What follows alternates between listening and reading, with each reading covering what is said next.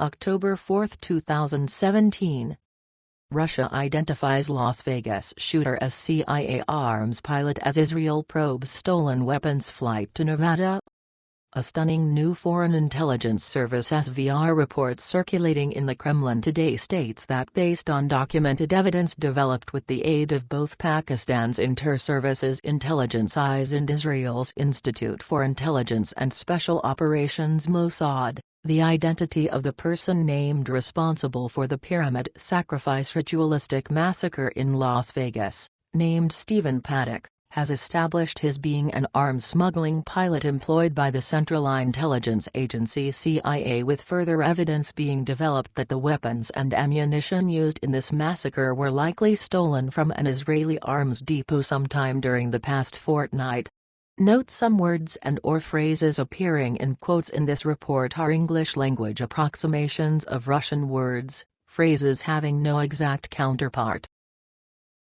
According to this report, the SVR has already identified this pyramid sacrifice as being a false flag operation conducted by rogue elements within the CIA, and whose most noted past examples include the Tower sacrifice of September 11, 2001, the King's sacrifice of November 23, 1963, and the Child sacrifice of April 19, 1993, to just name a few, but whose latest massacre in Las Vegas is being marked with uncharacteristic sloppiness, said to be due to President Trump's severe disruption of the deep state that has long ordered these ritualistic murders to be conducted in order to fulfill their political goals.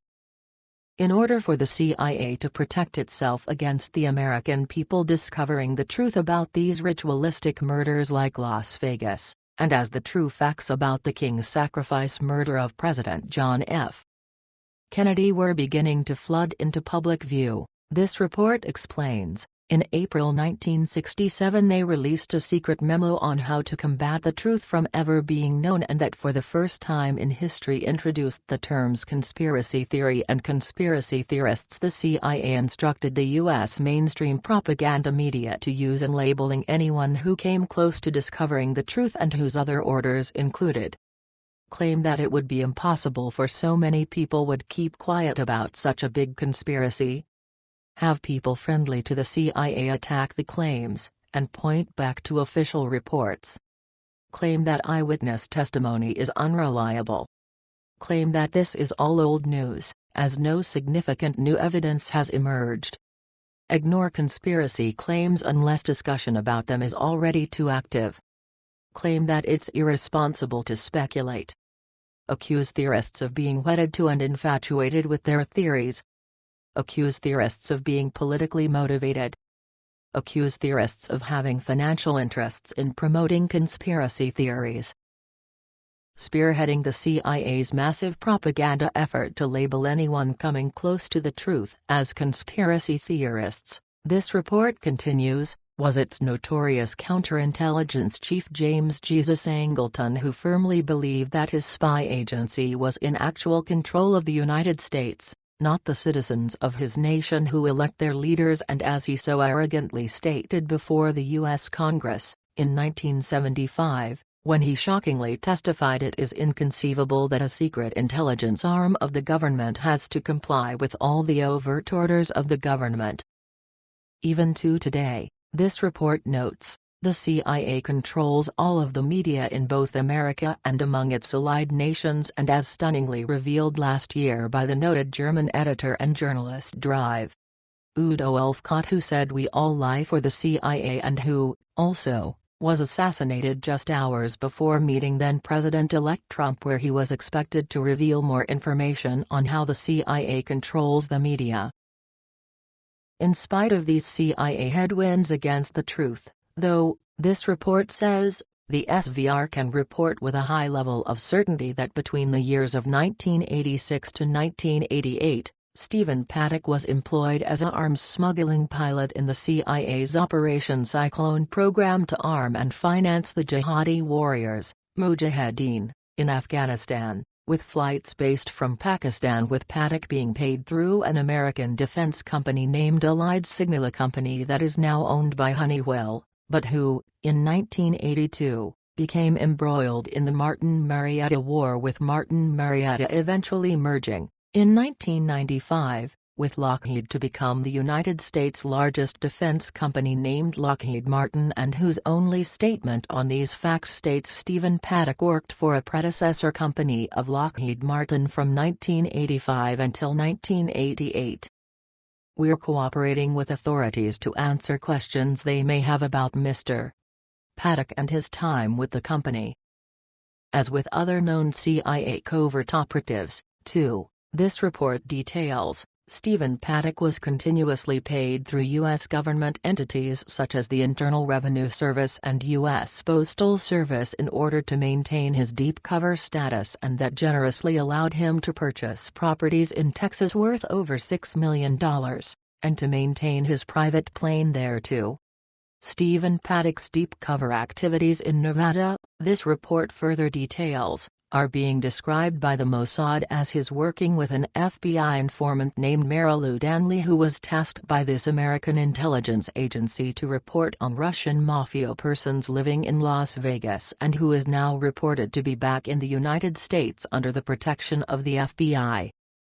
Among the covert actions performed by Stephen Paddock for the CIA while in Nevada, this report continues, was his brokering a deal with the Russian mafia to obtain a computer malware program this criminal organization created, and that, once obtained by the CIA, allowed them create their Grasshopper spying program that allows its users to detect if a target device is running a specific version of Microsoft Windows, or if an antivirus program is running. The importance of the Russian mafia in understanding this pyramid sacrifice massacre, this report details, is that over the past decade they have flooded into Las Vegas in massive numbers, but not from Russia, but from Israel, where, since at least 1998, they have taken over the Israeli underworld. So it was a surprise this past week, this report continues, when Mossad recorded the arrival of certain Russian mafia figures at the just-opened U.S. air base located in the Negev desert, and who departed from there on a known CIA C-130 transport that had been there since 10 September and that the Americans had claimed was due to maintenance issues. Upon Mossad discovering this linkage of Russian mafia persons and the CIA, this report explains, the Israeli Defense Force IDF command ordered an immediate inspection of all arms depots, and who then shockingly discovered a massive breach in one of the emergency armories where a large quantity of military-grade weaponry and ammunition, including explosive devices, were discovered missing, and that included thousands of rounds of 5.56 mm diameter bullets like those used during the Pyramid Massacre in Las Vegas. Most troubling about the CIA flight that left the U.S. Air Base in the Negev desert, is that its destination was the Nellis Air Force Base in Nevada, and that was originally due to arrive there between 22–23 September, but due to its maintenance issues, didn't arrive until a week later on 29 September. The critical significance of this CIA flight being delayed for a week, this report says, is that it coincides with the actions of Stephen Paddock too, and who was preparing to carry out his Pyramid Sacrifice massacre last week upon the Life is Beautiful festival headlined by Lord and Chance the Rapper, and as evidenced by his renting multiple condos from the Ogden 21-story luxury building overlooking this venue, and exactly as he had done a week later at the Mandalay Hotel. To the CIA's orchestration of the Pyramid Sacrifice massacre, this report continues, it shows an unusual level of sloppiness that even their propaganda media is having a hard time trying to explain, and includes multiple reports and videos saying the shots came from the 4th floor, not the 32nd. Australian Brian Hodge, who was staying in the room next to Stephen Paddock on the 32nd floor of the Mandalay, and who stated that there were multiple people dead and multiple shooters inside the hotel. Las Vegas police confirming the testimony of Brian Hodge by their stating that Stephen Paddock engaged security guards in the hotel and shot one guard in the leg through his hotel room's door. Photographs of Stephen Paddock's hotel room secretly emerging showing a maybe suicide note he left behind on a table and his bloodied head, lifeless body too. As to the stunning photos released showing Stephen Paddock dead, his room and his weapons, and from the most secure crime scene in America today, this report notes, shows it being done by President Trump, who had them forwarded to his close ally Alex Jones of InfoWars, and that SVR intelligence analysts state is part of the game of narrative fixing.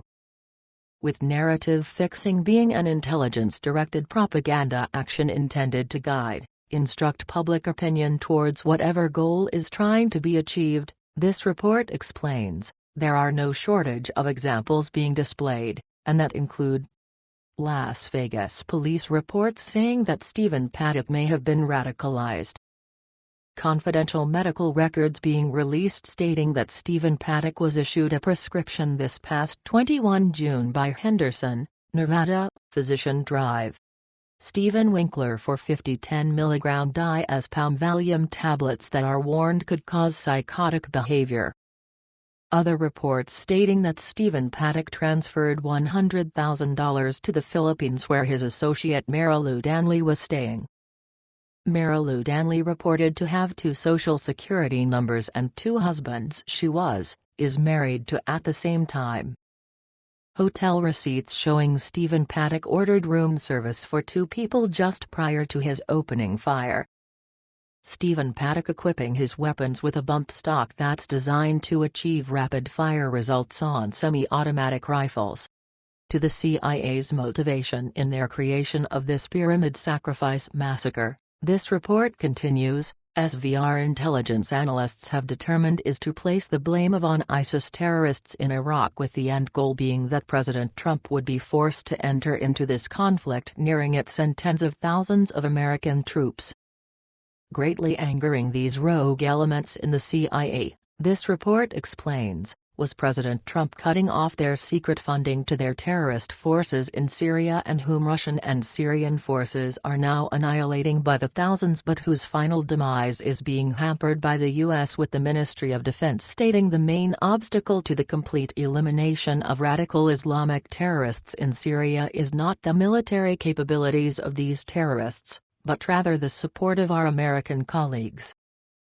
To whom will win the narrative-fixing war ongoing between the CIA and President Trump involving this pyramid sacrifice massacre, this report concludes, is not now knowable, but whose uncertainty has caused the Ministry of Defense to warn the U.S. today that they will soon come under attack by Russian forces in Syria, and Foreign Minister Lavrov, also, blunting warning the Americans that their fatal provocations against Russian forces in Syria will no longer be tolerated.